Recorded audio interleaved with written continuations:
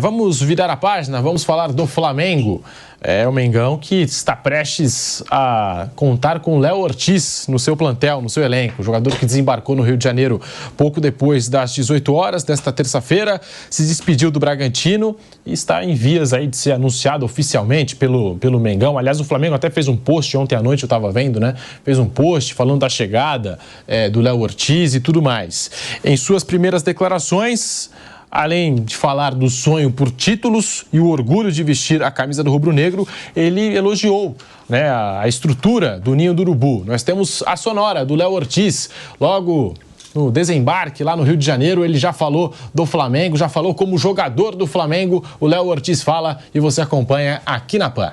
Não, já durante esses últimos meses já foi de uma ansiedade muito grande, porque deu para sentir o tamanho da torcida do Flamengo e a repercussão toda que se deu nas redes sociais e todo o carinho que já foi demonstrado por mim desde o início, né? Então, estou muito feliz, ansioso para que dê tudo certo nos exames e que eu já possa treinar e me adaptar com meus companheiros, conhecer todo mundo, conhecer o CT que eu já ouvi falar que é sensacional. Então, estou ansioso para tudo isso e muito feliz com essa chegada. Toda a história do Flamengo diz isso e todas as pessoas que passaram pelo Flamengo, eu pude conversar, sempre me falaram do tamanho do Flamengo e do tamanho do clube e do quanto isso representaria na minha carreira, né? O quanto marcaria isso na minha carreira. Então, desde o início, desde os primeiros contatos com o Brás, com o Spindel, eu sempre deixei claro da minha vontade e de que faria o possível para poder chegar ao clube, né? Então, muito feliz que eles também foram desde o início até o final junto comigo nessa operação, né? E no final deu tudo certo e agora é esperar para poder jogar e conquistar muitos títulos com a camisa do Flamengo também. É um cara que eu pude conhecer na seleção, né? Então ele foi um fator também muito primordial para que eu viesse também e estou muito ansioso não só para trabalhar com ele, mas com todos os companheiros, conhecer todos e poder conquistar muitas vitórias com essa camisa. Tá aí o Léo Ortiz, que trabalhou com o Tite na seleção brasileira, agora vai trabalhar com o Tite no Flamengo.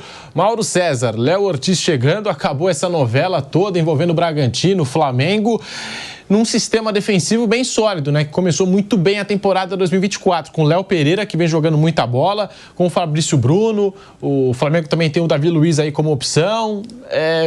Você acha que dá para encaixar o Léo Ortiz aí nessa dupla de zaga com o Léo Pereira? Chegou o Léo Ortiz para o Flamengo. Mauro César. O Léo Ortiz eu vejo como uma reposição ao Rodrigo Caio, né? Que já no ano passado jogou bem pouco, né? Por conta de questões físicas, é um zagueiro com qualidade de passe. Eu acho que a tendência é ele se tornar o titular junto com o Léo Pereira. Eu acho que a zaga deveria ser a zaga dos Léo, o Pereira e o Ortiz.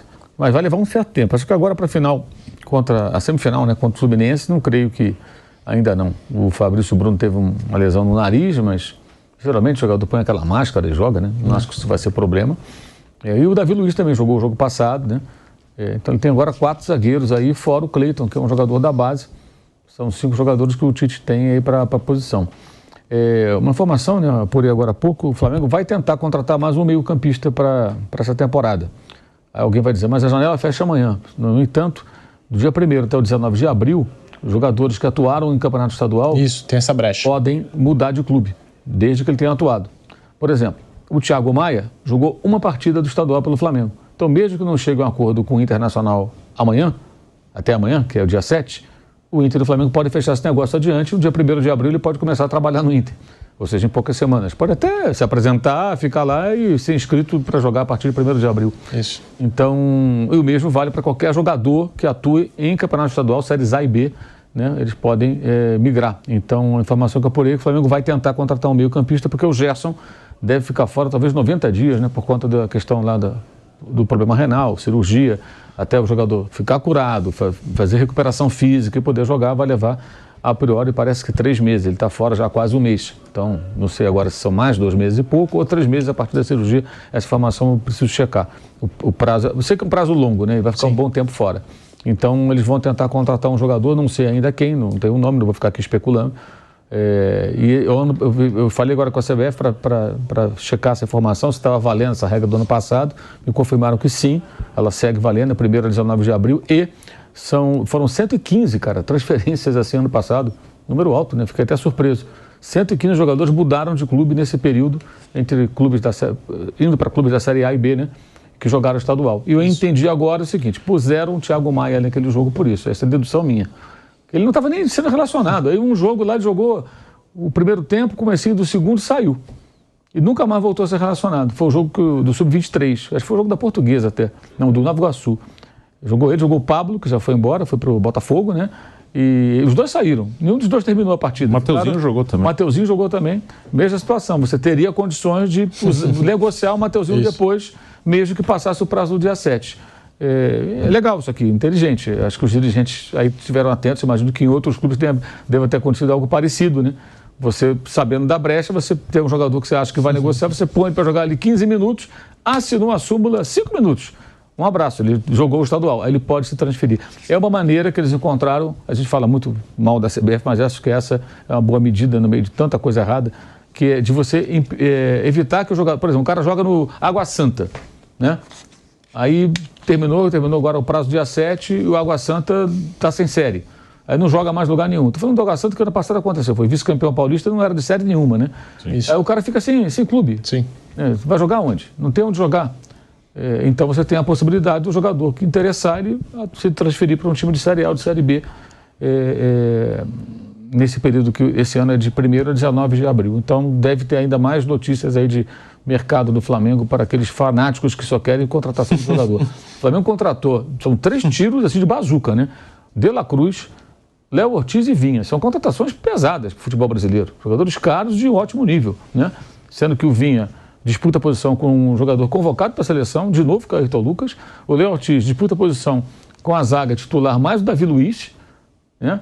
E o De La Cruz chegou também para brigar por posição num time que tem, em condições normais, o Gerson, o Arrascaeta, o Pulga, que são jogadores de nível de seleção, né?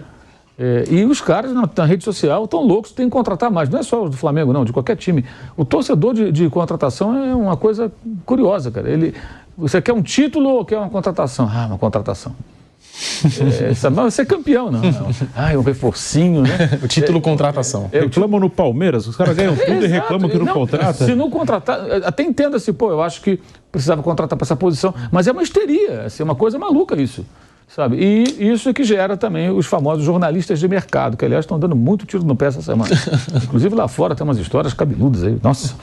Ô Mauro, mas... O Rômulo, ele vem no Palmeiras nessa brecha também, né? Isso. Estadual, né? Do Novo Horizontino. Eu pensei nisso, né? Também. Porque tinha torcedor, o Palmeiras até, enfim, a gente apurou essa informação, e o Rômulo só chega ao Palmeiras depois do fim da participação do Novo Horizontino. Aí muita gente questionou, mas quando o Campeonato Paulista terminar, se o Novo Horizontino chegar a uma decisão, por exemplo, já vai fechar a janela. Então como que o Palmeiras faria para registrar? Então tá explicado, né? Tá mais do que explicado. Ô Mauro, você apurou essa informação, o Flamengo busca um meio-campista, acho que isso justifica então a procura do Flamengo pelo Maicon, mas como você disse, hoje não há um nome, né? Para o torcedor não achar que o Maicon pode voltar à pauta. Não é o Maicon. O Maicon seria transferência internacional, né? Porque ele pertence ao Shakhtar. Se o Flamengo compra o Maicon, aí já acabou o prazo. Ele vai comprar o Maicon do Shakhtar. O Corinthians só está emprestado, ele não pertence ao Corinthians, né? No meu entendimento, o Maicon não se encaixa nessa situação. Porque o jogador tem que rescindir o contrato nesse prazo e fechar com outro clube. Por exemplo, dia 1º de abril... Imagina, sei lá, que o Thiago Maia ainda está no Flamengo. Vou fazer a contramão disso. Não acertaram até amanhã. Aí chega no final de março, os clubes entram em acordo. Na verdade, até o que está rolando aí é que parte do jogador pertence ao Lille e o Lille quer um percentual maior do dinheiro que o Inter se propõe a pagar, que o Flamengo até já aceitou. Então a briga é Flamengo e Lille ali para ver como dividir esse bolo. Mas digamos que aí passou o dia 7, que amanhã é o Thiago Maia. Houve um acordo entre todas as partes. No caso, não é transferência internacional, porque ele está vinculado ao Flamengo. O Lille só tem um pedaço do jogador, metade dos direitos, mas ele está vinculado, registrado como atleta do Flamengo, né? Essa é a diferença para o Maicon, que está emprestado ao Corinthians e é vinculado ao Shakhtar da Ucrânia. Mas aí entraram em acordo, né? Sobre o Thiago Maia. Ele já jogou uma partida, ele rescinde com o Flamengo, né? E automaticamente ele pode assinar com o Internacional. Então, digamos, se tem um jogador que atua em qualquer clube da Série A ou Série B que o Flamengo tenta contratar, ele rescinde e assina. Esse é o mecanismo. Ele rescinde o contrato, mas tem que apresentar a súmula mostrando que ele jogou uma partida do estadual. Ele tem que ter jogado o estadual, porque esse mecanismo foi criado para tentar evitar que os jogadores, especialmente times menores, né, não fiquem sem oportunidade. O clube quer contratar, o cara está livre no mercado, que acabou o campeonato, o futebol daquele clube foi desativado, isso é um absurdo que tem no futebol brasileiro, mas é assim, e o cara não pode trabalhar. Então é a maneira de você abrir esse espaço. Aí, claro, se beneficia também jogadores de um porte maior. Tem uma prática dos clubes brasileiros de contratarem depois os estaduais para o Campeonato Brasileiro. Aliás, muitos clubes, assim, eu acho até que essa gestão faz todo sentido. Por exemplo, imagina assim, vamos pegar o Sport na Série B. Ele joga agora o Campeonato Pernambucano e a Copa do Nordeste. Vamos imaginar que o Sport estivesse na Série A, tivesse subido. Ele tem que contratar para a Série A. O time que ele tem, de repente, serve para a Copa do Nordeste, Campeonato Estadual lá em Pernambuco. Para a Série A ele precisa de mais. Se ele contrata só em abril, ele fica 3 meses com a folha de pagamento muito mais leve. E ele tem bala para fazer contratação em abril. Isso também é importante. Muitos clubes pensam assim, eu não posso ter um elenco tão caro em janeiro, fevereiro e março, porque a competição muitas vezes não... Mauro, eu sei disso por causa do Londrina, lá da minha cidade, é que geralmente monta um time mais barato no estadual e contrata para a Série B, agora para a Série C, depois dos estaduais. Sim. O Campeonato Paulista paga muito melhor. Sim. Então, assim, jogadores que vão disputar a Série B, por exemplo, sim, a maioria está jogando aqui o Campeonato Paulista. Então, esses clubes que vão disputar a Série B vão atrás desses jogadores, sim, do Paulistão quando termina o Paulista. Então, precisa dessa brecha para a montagem dos times. Vários jogadores de times aqui de São Paulo, alguns do Rio também. Pega lá o Nova Iguaçu, que é semifinalista. Né? Vai ter jogador do Nova Iguaçu que certamente, o Carlinhos, que é o artilheiro do Campeonato, sim, Carioca, esse cara vai interessar algum time, pelo menos Série B. Algum time vai atrás dele.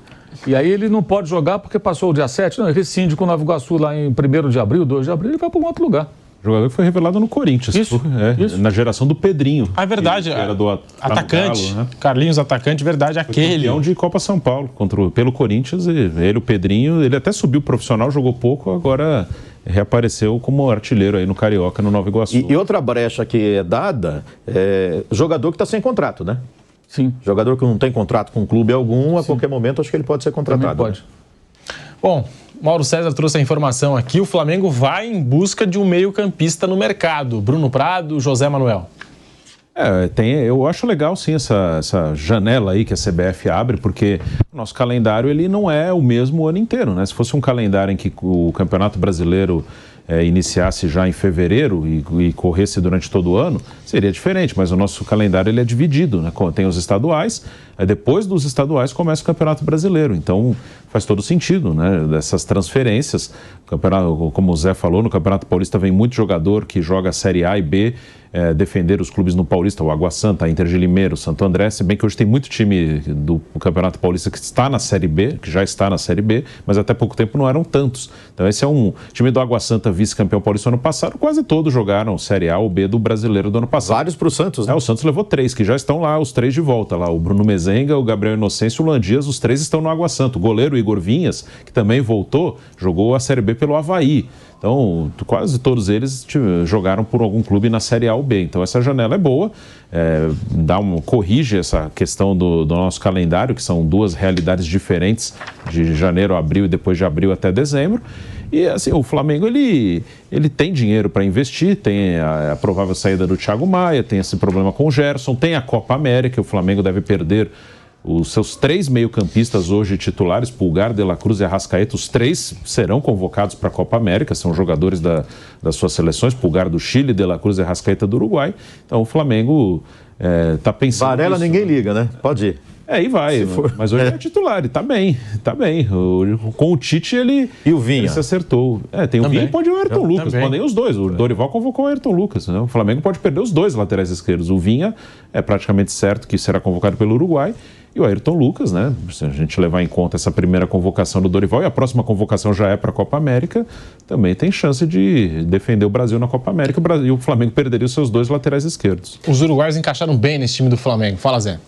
Você vê, assim, cada vez mais uruguaios nos clubes brasileiros. O Flamengo já tem vários, né? O Botafogo entrou em campo todo dia com vários uruguaios também, né? O Rafael Porcari mandou uma foto aqui da despedida do Léo Ortiz lá no Bragantino, abraçado aqui ao treinador, o Pedro Caixinha, aqui chorando bastante, o Léo Ortiz, né? Foi capitão durante muitos anos e jogou muita bola com a camisa do Bragantino. O Flamengo, como o Mauro falou mais cedo, fez ótimas contratações. Léo Ortiz é um zagueiro muito bom. Eu até ia perguntar para o Mauro qual a dupla que ele achava que ia jogar, né? Se repetindo a dupla de zaga do Bragantino com Fabrício Bruno e Léo Ortiz, né? Ou Léo Pereira. O Davi Luizão já está mais reserva, assim, né? Mas ele já falou disso, né? Que acho que o Léo Ortiz deve fazer dupla com o Léo Pereira. E o Léo Pereira em alta depois do gol e das boas atuações que ele tem tido mesmo, mas daqui a pouco, no momento aí, né? Fabrício Bruno, quando os dois jogavam no Bragantino, a sensação que eu tinha é que o Ortiz era muito melhor. E de repente o Fabrício Bruno com a camisa do Flamengo joga muito. É um zagueiro rápido, principalmente pela velocidade. De La Cruz foi uma ótima contratação. Enfim, Flamengo, o Vinha é uma ótima contratação também. Agora, ali no meio campo, nesse reforço, Mauro, é mais para primeiro, segundo homem de meio ou mais à frente ali para disputar a vaga ou para ser reserva do Arrascaeta? Eu acho que eu imagino um jogador um pouco mais à frente, porque o Gerson vai ficar fora esse tempo todo, né? Um jogador que possa fazer o papel do Gerson. Um meia que possa fazer o papel. Eu imagino isso. Volante ele tem 3. Alan, Igor Jesus, né? E o Pulga. Ele tem 3 jogadores. Agora, ele tem menos meias agora, né? Com o Gerson fora. Porque o pessoal fala muito, o Gerson vai ficar barrado, porque o De La Cruz, não sei o que e tal, mas ele tem opções, né? Ele tem alternativas, ele passa a ter menos, né? O Tite gosta muito de jogar com pontas ali. Hoje, o Luiz Araújo de um lado, o Cebolinha, o Bruno Henrique do outro, etc. e tal. E o De La Cruz voltando um pouco mais ali para compor o meio campo com Pulgar e Arrascaeta. O De La Cruz é meio com o segundo homem, né? E o Gerson estava fazendo esse papel, buscando a bola no meio dos zagueiros, até ser afastado. Eu acho até que quando o Gerson voltar, talvez ele tenha que brigar por uma posição como meia pela direita ali. A função que fazia o Everton Ribeiro ali, um meia que atua pela ponta, mais aberto, né? Que foi onde mais ou menos jogou o De La Cruz no começo, com o Gerson mais centralizado. Acho que o De La Cruz, a tendência é ele se firmar ali, ele não mexer muito nisso. Mas eu imagino que um jogador que possa fazer o que o Gerson, mais ou menos o que o Gerson fazia, porque essa é a carência maior, me parece, nesse momento. Embora também volantes, acho que são poucos, 3 volantes, acho pouco, número pequeno para a temporada inteira. Mas pode ser que eles pensem no meio da temporada, na janela, no meio do ano, trazer mais um jogador, né? Aí já poderia ser do exterior. Aí pode ser do exterior, exatamente. Aí não se restringe ao futebol brasileiro. No caso do lateral direito. Que é um exercício difícil você falar, mas quem que o Flamengo poderia buscar dos campeonatos estaduais? Pode buscar num grande clube rival, dinheiro para isso ele tem, né? Mas é um exercício que fica mais difícil você imaginar quem ele traria para jogar ali.